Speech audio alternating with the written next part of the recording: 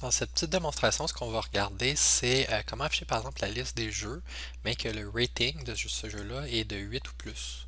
Donc ça correspond si vous démarrez l'application à l'exemple numéro 2, démo type Funk. On va le faire à la version longue avec un algorithme, puis par la suite, on va graduellement le transformer pour arriver à utiliser Link. Puis en même temps, ça va me permettre de parler des fonctions qui sont utilisées par Link et des méthodes d'extension. Donc, deux concepts que je ne vous demande pas de maîtriser du tout à 100%, mais qu'au moins vous ayez une connaissance de comment que ça marche. Puis, comprendre aussi comment lire une fonction. Donc, on va faire ça ensemble. Pour regarder le code, allez dans le démo fonction contrôleur que vous allez trouver ici. Puis ce code-là vous est déjà donné, fait que ça c'est la première version avec un algorithme. Fait que par exemple ici, je récupère mes données, je fais une boucle dessus, puis là j'ai une condition. Fait que j'ai quelque chose qui peut donner vrai ou faux. Puis si c'est vrai, ben je fais rien, mais si c'est faux, ben je décide de le retirer. Fait que c'est ma condition pour dire est-ce que je garde l'élément ou non. Par la suite, j'affiche ma liste. Donc ça c'est une boucle comme vous connaissez bien. Là, ce qu'on va essayer de faire, c'est premièrement, on va prendre cet algorithme-là et on va essayer de le rendre un peu plus réutilisable. Donc on va se créer une fonction. Fait que ici en bas, je vais créer une fonction private. Je vais dire que ça va me retourner un IEnumerable. Fait que c'est-à-dire ça peut être une liste, un tableau, mais c'est une énumération de une collection si on veut de ici c'était des jeux vidéo. Fait que je vais marquer jeu modèle. Le nom de ma fonction, je vais l'appeler filtrer selon.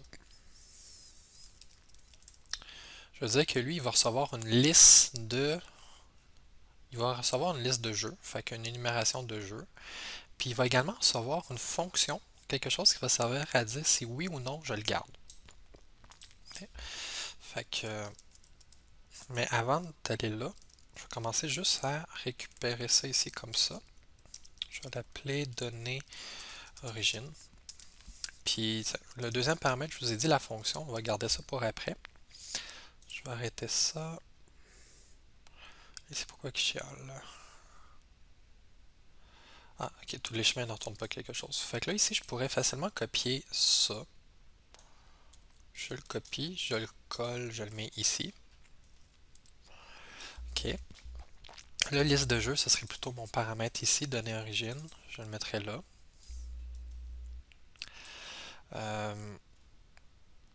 Puis, bon, là, c'est déjà un peu mieux.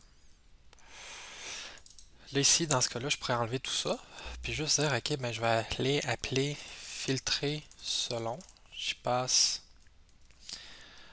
ma liste. Puis je préfère comme ça ici. Là, il me manquerait juste à retourner ma liste. Il faudrait juste que ma fonction retourne quelque chose, fait qu'elle va retourner mes données. Fait que là, c'est déjà un peu plus réutilisable, sauf que là, ça file tout le temps selon la même condition. Okay? Fait que là, ça file tout le temps selon est-ce que mon jeu, son rating est plus grand ou égal à 8. Moi, j'aimerais ça que cet algorithme-là, je puisse le réutiliser, mais que ce soit paramétrisable, que ça vienne d'un paramètre finalement. Fait qu'un paramètre qui prendrait un jeu, puis qui me retournerait une valeur vraie ou faux pour me dire est-ce que je le garde ou je le garde pas. Parce que finalement, ça, tout ce que j'ai souligné, ça retourne un vrai ou un faux. Fait que pour faire ça, ben, on va utiliser le type fonction. Donc, on va rajouter une virgule après notre donnée origine, notre premier paramètre à notre fonction. Puis on va dire qu'on va recevoir une fonction. Puis la fonction, elle va avoir comme paramètre un jeu, modèle, virgule, le type de retour de la fonction. Ici, si on veut que ça retourne un booléen, un vrai ou un faux.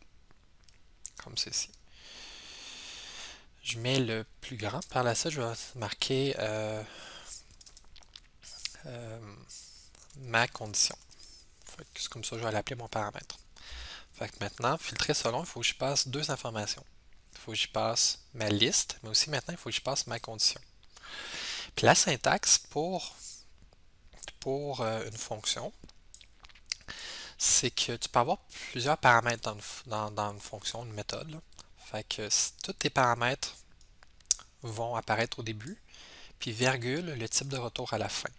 Fait qu'ici, ça veut dire que j'ai besoin, lorsque j'appelle filtrer selon, de passer quelque chose qui va recevoir un paramètre de type modèle, puis qui va me retourner un booléen. OK. Mais regarde, ça se trouve que j'ai déjà, par magie, une fonction en bas qui s'est appelée aRating supérieur ou égal à 8. Regardons. Qui prend un jeu modèle, puis qui retourne un booléen. Fait que je pourrais prendre ça, copier le nom de ma fonction, puis la passer ici, faire une virgule comme ça ici. Puis là, je viens de respecter la signature de cette méthode-là. Donc, j'ai une énumération de jeu et j'ai une fonction. J'ai passé le nom d'une fonction qui prend un jeu et qui me retourne un booléen. Sauf que là, il faudrait que j'utilise ma fonction ici. C'est-à-dire, à la place d'utiliser ça qui est hardcodé, je vais marquer ma condition .invoke, ce qui veut dire, ben, exécute la fonction que tu as ici. Puis là, lui, il a besoin, invoke, de recevoir le paramètre. Fait que la fonction, on disait qu'elle recevait un jeu. On dit qu'elle reçoit un jeu. Fait qu'il faut que dans le invoke, je passe le paramètre attendu. Fait que je vais y passer mon jeu. Fait que mon invoke ici va me retourner un vrai ou un faux à cause du type de retour de ma fonction. Bon, fait que là, c'est déjà un peu plus cute, dans le sens que ce serait plus réutilisable. Sauf que, imaginons que je veux pouvoir l'utiliser. Mettons que ça ne me tente pas de créer une fonction ici, excusez, une méthode, j'utilise les bons mots, une méthode juste pour ça. Je trouve ça boboche. Mais les programmeurs aiment ça, parfois sauver du temps. C'est une bonne qualité en passant, sauver du temps. Fait qu'on va essayer de faire ça ici d'une autre manière. Je vais le mettre en commentaire. Je vais quand même copier la ligne en dessous. Puis je vais faire un petit changement. Au lieu de mettre le nom de la fonction, je pourrais prendre carrément, à partir d'ici, je prends les paramètres avec les parenthèses. Et je prends le corps de la fonction avec les accolades. Je copie. Et je pourrais même mettre ça carrément ici. Comme ça. Puis qu'est-ce qu'il n'aime pas ici, c'est que, oui, je l'ai copié, il faut que je rajoute un symbole de plus. Égal, plus grand. Fait que ça sert à séparer la partie qui représente les paramètres de la partie qui représente le corps de la fonction. Fait que ça, si je l'exécute, ça va me donner le même résultat que tantôt. Là, faites-moi confiance parce que ça prend trop de temps quand je le pars ici. Je ne veux pas monopoliser votre temps, mais vous pouvez l'essayer. Vous allez voir, ça fonctionne. Ça donne le même résultat. Fait que là, ça veut dire qu'ici, j'ai même plus besoin de ça. À cause que je l'ai fait de cette manière-là ici. Yeah! Mais si vous ne le savez pas encore, les programmeurs aiment se sauver du temps. Ils sont des êtres paresseux intelligents. Donc, ils ont fait une syntaxe encore plus courte que ça. La syntaxe, là, je vais mettre ça en commentaire. Puis, je vais le copier en dessous. Juste pour que vous gardiez un historique de ce qui était faisable. C'est, ben, quand que ta fonction elle a juste une ligne, puis que tu veux avoir la valeur de retour, ben, tu n'as même pas besoin de marquer le return. C'est comme implicite. Fait que tu peux ne pas le marquer, tu peux ne pas avoir les accolades non plus. Et le point virgule ici. Fait que ça, c'est la même chose. Et encore là, on n'a même pas besoin de mettre le type ici. Le jeu modèle, là, on n'a pas besoin de le mettre. Parce que c'est déjà dans filtrer selon, dans la définition, on voit déjà que c'est un jeu modèle. Fait que tu n'as même pas besoin de mettre le type. Tu peux juste mettre le nom de ton paramètre. Fait que ça, c'est la même chose que ça. C'est juste que je l'ai écrit en moins de mots, puis il y a beaucoup de choses qui sont déjà sous-entendues. Donc c'est comme s'il y a déjà un return ici, puis il sait que c'est un jeu modèle, le paramètre qui s'appelle jeu. En passant, j'aurais pu l'appeler n'importe quoi. Là, ici, je l'ai appelé jeu, mais j'aurais pu l'appeler J. J'aurais pu l'appeler X. Comme moi, très souvent, selon la nature des données, par exemple, si c'est un jeu, je vais écrire J, si c'est une console, je vais écrire C. Moi, ça m'aide après ça à ma lecture. J'utilise une lettre, quand ça fait plus court, puis comme certains programmeurs, j'essaie d'être paresseux de manière intelligente. Fait que une lettre qui correspond à mon type de données. puis j'utilise ça comme nom. Mais tu aurais pu marquer jeu. Fait que là, ben ça donne la même chose que qu'est-ce qu'on a vu. Fait qu'on a passé d'un algorithme à appeler une fonction, à mettre carrément la fonction, les paramètres et le corps de la fonction comme deuxième paramètre, à faire une fonction ici qui est beaucoup plus courte. Ça, en passant ces deux syntaxes-là, ça et ça, on appelle ça des fonctions anonymes à cause qu'ils n'ont pas de nom.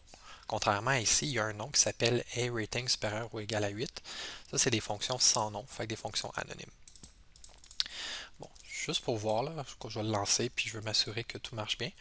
Je vais s'assurer que ça marche. Puis par la suite, ben, je vais parler de... Fait que ça, en passant, ça, on a vu ça tantôt, cette syntaxe-là avec les fonctions de link, le where, le other by, avec une des deux syntaxes de link, ça prenait des fonctions. Fait que c'est pour ça le égal plus grand, mais ça vient de là.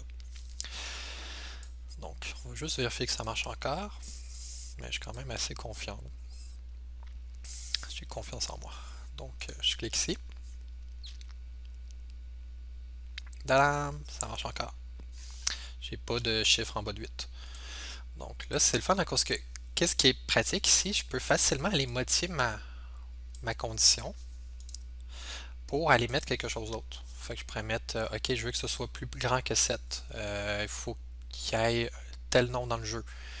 Mais j'ai même pas besoin de faire une fonction juste pour qu'il retourne true. Je peux juste mettre carrément ma condition ici puis la changer. Fait que ça fait vraiment plus court. Bon, prochaine chose, les programmeurs sont paresseux, mais ils aiment aussi pouvoir lire le code plus facilement. Entre autres, paresseux intelligent. C'est important, la nuance. Donc, les programmeurs aiment ça pouvoir écrire quelque chose qui ressemble plus à ça ici. C'est-à-dire, ils veulent écrire données. Ils aiment pouvoir écrire l'objet, par exemple, la liste des jeux. Fait que c'est une liste. Faire point, puis être capable de marquer, mettons, filtrer. Mettons, ils préféraient avoir une syntaxe qui ressemble à ça. Okay?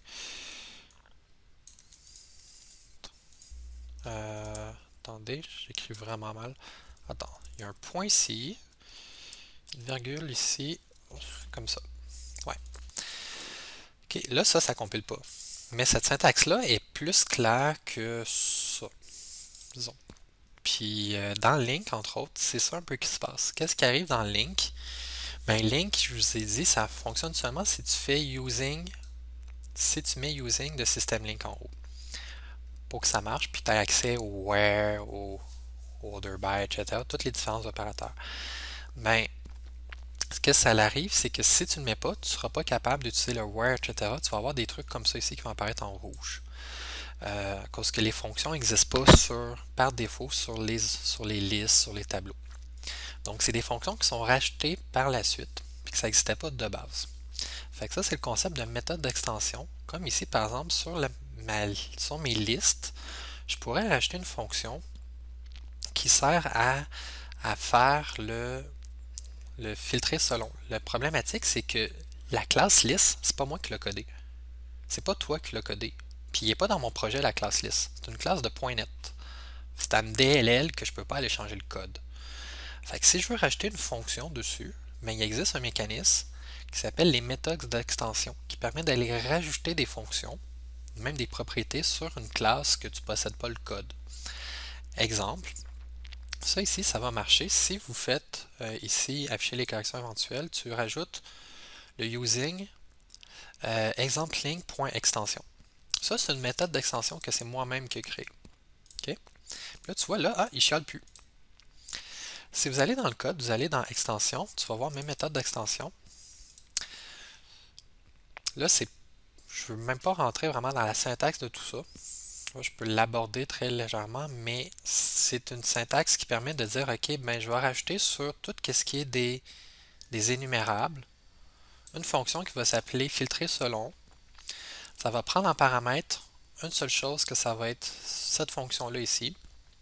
Puis à cause que j'ai mis statique et statique, ça fait en sorte que c'est une méthode d'extension. Tu vois, c'est le même code que j'avais tantôt, sauf que là, ça va s'appliquer sur toutes les énumérables. Puis ça me permet d'avoir la syntaxe plus cute qu'on a vu tantôt. Et ça me permet de rajouter finalement une fonctionnalité sur toutes les énumérables même si j'ai pas le code des énumérables, des listes, etc., mais j'ai pu rajouter un nouveau comportement. C'est un peu comme par exemple ton visual array que vous avez utilisé en prog 1, puis peut-être vous utilisez encore en prog 2. Ben, si tu veux rajouter un comportement, une fonction sur les visual array, ben, tu pourrais avec les méthodes d'extension, même si tu ne connais pas le code. Encore une fois, le but des méthodes d'extension, je vous explique ici, juste pour que vous sachiez c'est quoi. Je ne veux pas que tu en écris des méthodes d'extension, c'est hors de notre portée. Okay? Juste que tu comprennes de où est-ce que ça vient cette syntaxe-là, puis de pourquoi tu as besoin de rajouter le system link, parce qu'il y a des méthodes d'extension qui sont définies. Même chose comme pourquoi j'ai rajouté ici mon exemple link.extension, c'est à cause que j'ai défini des méthodes d'extension ici. Cependant, la chose que je veux que vous retenez de tout ça, ben, c'est de où est-ce que ça vient cette syntaxe-là, qu'au final, nous, on va filtrer selon, là, j'ai répliqué le comportement du where, fait qu'on aurait pu juste écrire données égale liste jeu where, puis mettre ça ici. Puis là, je viens de faire le where de link. Là, ici, je suis en train d'appeler le where de link. Là, je ne peux pas avoir des variables qui ont le même nom tout le temps. Fait que je vais mettre ça en paramètre, en commentaire, mais ça et ça, c'est la même syntaxe, c'est juste le mot qui est différent, mais maintenant, vous comprenez d'où est-ce que ça vient et comment que ça marche un peu en arrière. Pourquoi c'est important un peu que je vous parle des fonctions? C'est à cause que quand tu mets ta souris sur les opérateurs, tu as de l'information qui apparaît. Puis entre autres, ici, tu vois, OK, le where il va s'appliquer sur les jeux. Parce que qu'est-ce qui est à gauche de mon where, c'est une liste de jeux. Il va prendre premier paramètre de mon where, c'est une fonction qui doit prendre un jeu, puis qui retourne un booléen. Donc, euh, le dernier élément d'une fonction, c'est le type de retour. Fait que tu vois ici, OK. Ça te permet un peu de mieux lire, puis de savoir qu'est-ce qui est attendu par une fonction. Fait que tu vois, OK, le where, je dois lui donner un jeu, puis il me retourne un booléen. Fait que là, OK, je donne un jeu en paramètre, puis ça, c'est comme si c'est un return implicite, je n'ai pas à l'écrire, il me retourne un vrai ou un faux. Fait que c'est tout pour ça. Fait que vous aurez pu faire des tests à différentes étapes, voir que ça marche, mais faites-moi confiance ou faites-moi pas confiance puis retester, réexécuter à chaque fois. Mais c'était juste pour vous donner un petit aperçu. Fait que maintenant, on va rentrer dans le cœur des sujets puis faire des vraies requêtes avec Link. J'ai failli oublier avant de partir, ben dans le PowerPoint, vous avez un petit récapitulatif du tout. Fait que tu vois, ok, je pars d'une fonction, je l'appelle avec ici le where, mais j'aurais pu juste passer les paramètres et le contenu.